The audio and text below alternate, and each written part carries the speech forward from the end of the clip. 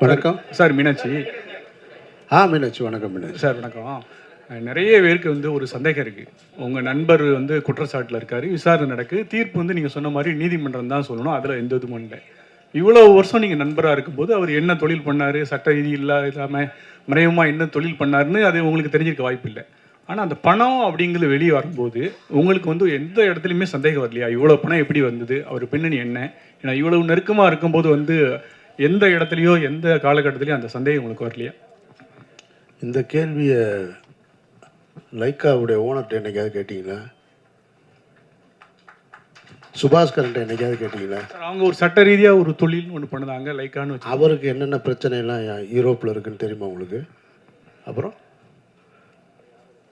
ஒரு பெரிய corporate company வந்தால் கேட்க மாட்டீங்க, தனியார் வந்து என்ன மாதிரி ஆள்கிட்ட கேட்பீங்கன்னா என்ன நியாயம்?